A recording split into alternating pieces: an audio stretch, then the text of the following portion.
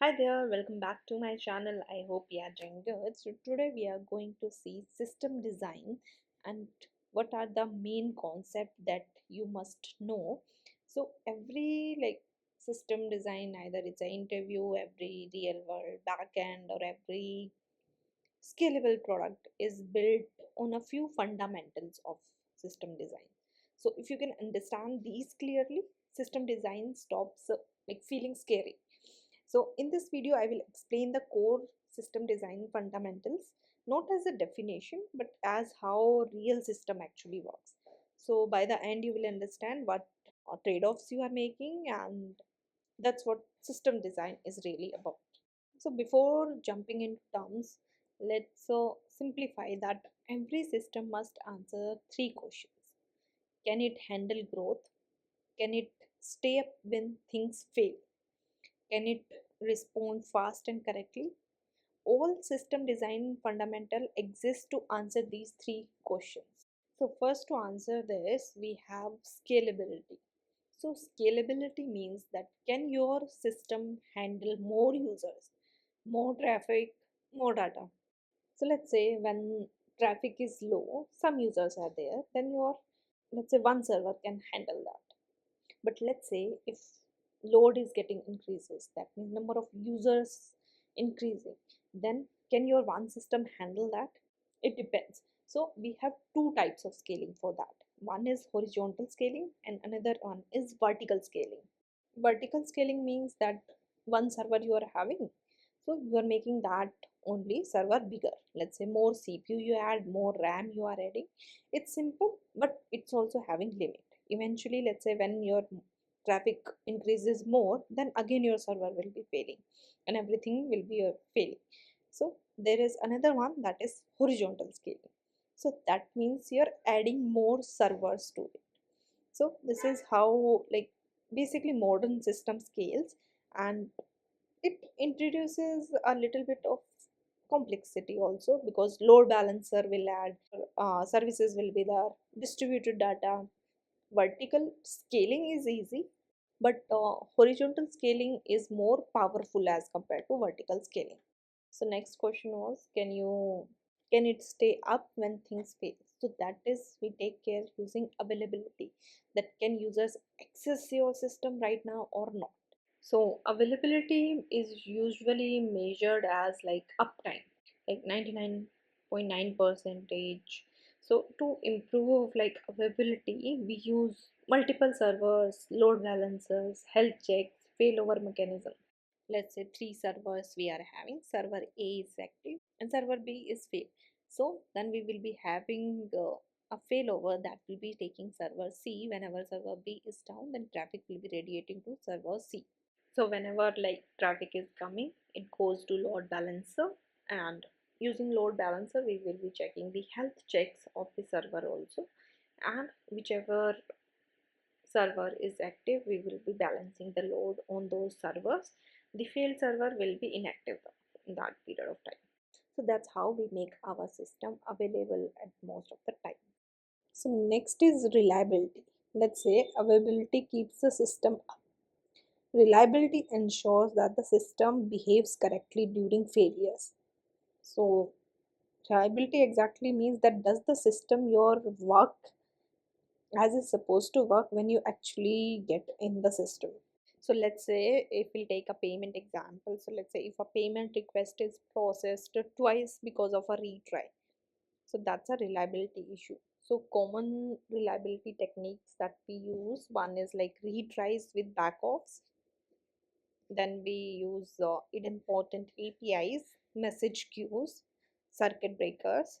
So try to understand that, let's say if you call someone and they don't pick up, and if you will redial 1,000 or 100 times in 1 second, then that will jam their phone. So instead you will wait for 1 minute, then 5 minutes, then 10 minutes. So that's how retries with backoff also works. So it will automatically trying a fail request again, and it will increase the wait time between each try.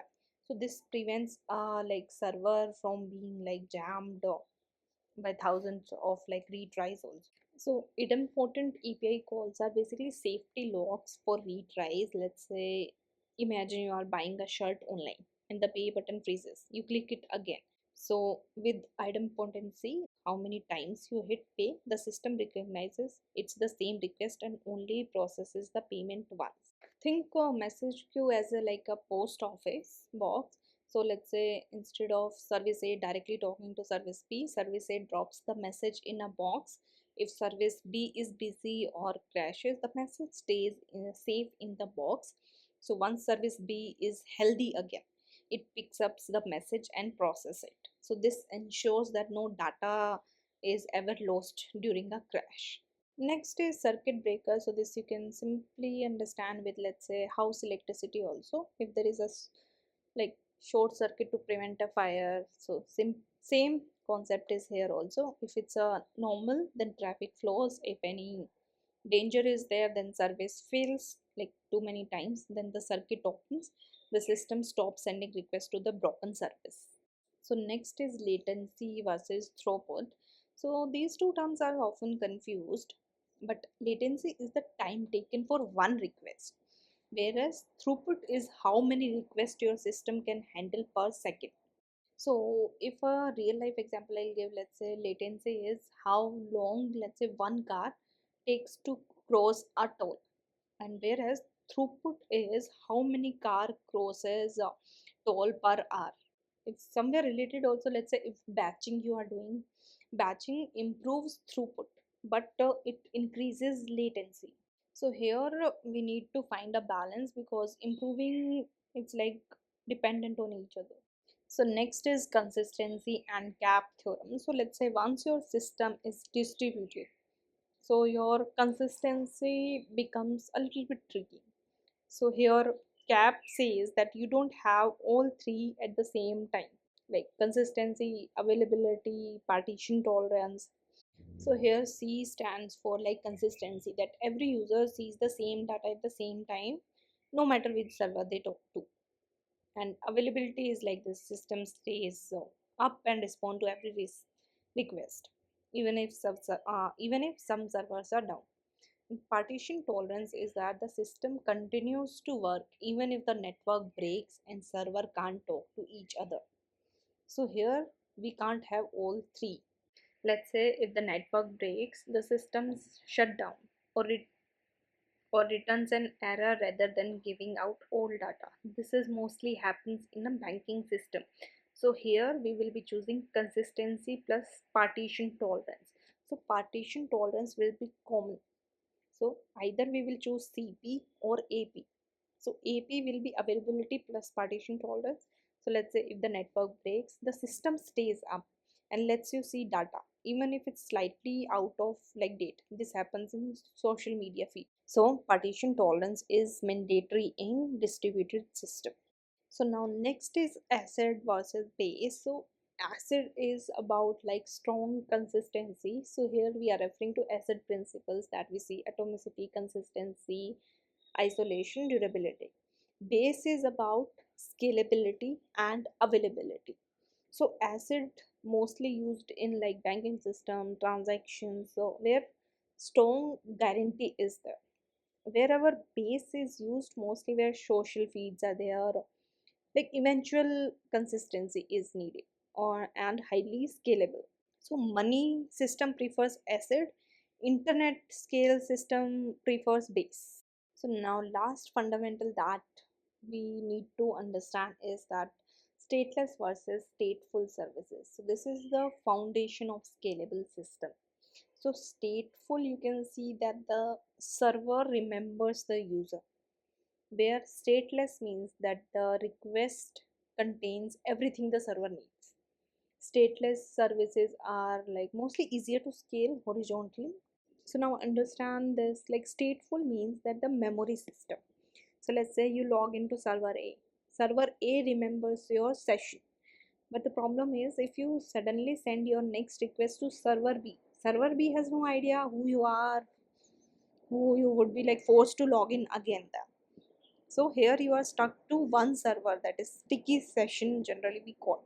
Whereas if I'll talk about stateless, so here It doesn't need to know who you are. Like every request you send, you include your JWT token. So the benefit is that it doesn't matter if your request goes to server A, B, or C. Any of them read your JWT token and process your request immediately. That is the reason also that stateless services we can easily scale. You can add 100 new servers and they will all work perfectly without needing to sync user memories or sessions. So now let's see the complete view. Let's connect the dots. So let's say to scale horizontally, we need stateless services. To stay available all the time, we need multiple instances. To be reliable, we need handle failures like gracefully. To scale globally, we need to relax consistency. So system design is like a chain of decision. So system design is just not about choosing the best technology. It's also about choosing the right trade-off for your problem. If you understand these fundamentals, you can design any system. So that's all in this video. I have explained you some of the fundamental concept that you should know for system designs. I hope you like this video. If you have any doubt, you can comment down in the comment section. Thank you so much for watching. Please like, share and subscribe to my channel.